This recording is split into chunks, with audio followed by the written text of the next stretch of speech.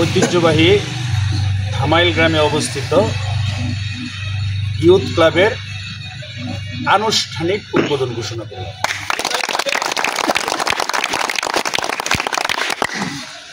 ইতিপূর্বে 2024 সালে এই ক্লাবটি অনানুষ্ঠানিকভাবে চালু হয়েছে। এই ক্লাবের নামে ইতিপূর্বে 2-3টি খেলাও সমাপ্তি ঘটেছে। বিভিন্ন ব্যস্ততার কারণে সকলকে একসাথে মেলানো কঠিন ছিল। যাই হোক, নতুন কমিটির উদ্যোগে সবাইকে আজকে একত্রিত করা হয়েছে। আগামী দিন এই ক্লাবের মাধ্যমে, যেহেতু এখানে লেখা আছে ঐক্য সেবা ক্রীড়া, প্রথম শব্দটাই আসছে ঐক্য। ঐক্য না থাকলে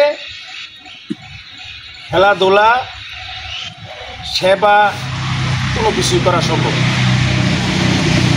যে কোনো কাজের শক্ত অবস্থান বা ভিত্তি মজবুত হইতে গেলে এটার ফাউন্ডেশনটা লাগে খুব শক্ত। ঘরবাড়ি করতে গেলে 5 তলা বিল্ডিং করে এটা নিচ থেকে 20 ফুট 30 ফুট গভীর করে এখানে পাইলিং করে অথবা বেস করে এটা একটা শক্ত অবস্থান। আর মানুষের বেস পাইলিং হয়েছে ঐক্য। এই প্রথমে সকলের মাঝে এই ক্লাবের যারা কমিটিতে অন্তর্ভুক্ত হয়েছে এবং যারা ক্লাবের মেম্বার হয়েছে, ভবিষ্যতে যারা আবার মেম্বার হইব, সকলকে ঐক্যবদ্ধ থাকতে। ঐক্যবদ্ধর বিষয়গুলি হচ্ছে সেবা এবং খেলাধুলা। আরেকটা বিষয় হচ্ছে এখানে ম্যাক্সিমাম স্টুডেন্ট, আমি মনে করি যে প্রথম কাজ হচ্ছে লেখাপড়া।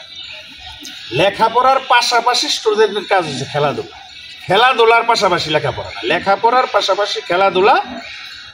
এরপরে হইতেছে এই ক্লাবের মাধ্যমে আমরা যারা আছি, আমরা চেষ্টা করব নিজেরা ব্যক্তিগত তহবিল থেকে বিভিন্ন সামাজিক এবং রাজনৈতিক ব্যক্তিদের কাছ থেকে কিছু তহবিল সংগ্রহ করে তোমরা সামাজিক কাজে অংশগ্রহণ করো।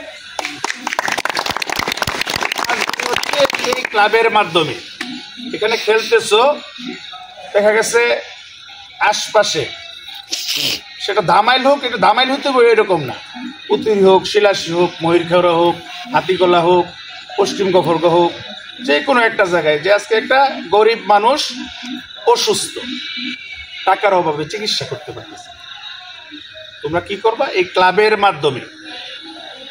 মাধ্যমে সবাই মিলে অল্প অল্প কালেকশন কইরা একটা গরিব লোকের পাশে যদি দাঁড়াও যে আমরা ঠিক আছে, এই আপনি অসুস্থ, আপনার চিকিৎসার জন্য আমাদের ক্লাবের পক্ষ থেকে এই যে আমরা 1000-2000 টাকা আপনার পাশে এসে দাঁড়াইলাম, এটা দিয়ে আপনি চিকিৎসা কার্যকর করবেন।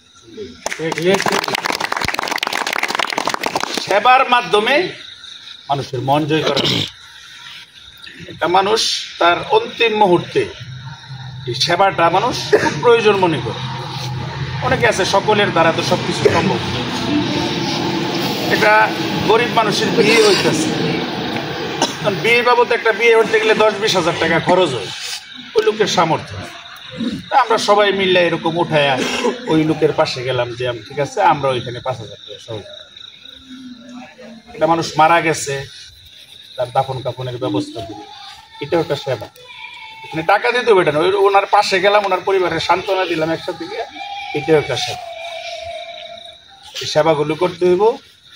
আর সকলকেই খেলাধুলার জন্য হইতেছে মন মানসিকতা রাখতে হইব।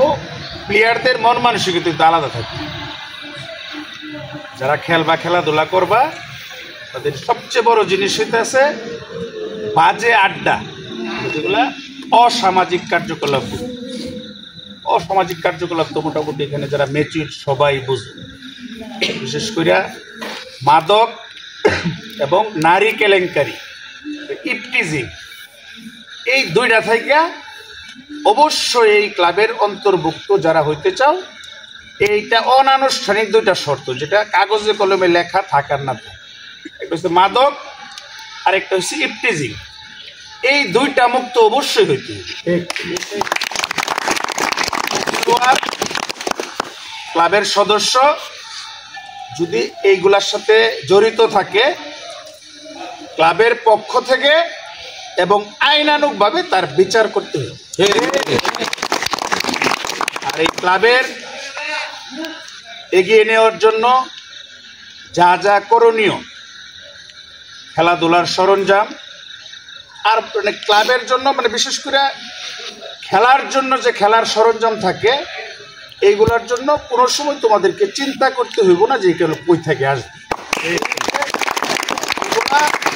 আমরা যারা উপদেষ্টা মণ্ডলীতে আছি, এটা শুধু আমাদের কাছে পেশ করবা যে আমাদের ব্যাট নাই, বল নাই, র্যাকেট নাই, ফুল নাই, এটা 24 ঘন্টার ভিতরে আসবে। আর ধারাবাহিকভাবে লেখাপড়ার পাশাপাশি সবাই খেলাধুলার চর্চা করবা। আমরা এখন তো সুযোগ নাই, আসলে এটা একটা ক্লাব। ক্লাবগুলি আসলে হয় সামাজিক, রাজনৈতিক মুক্ত।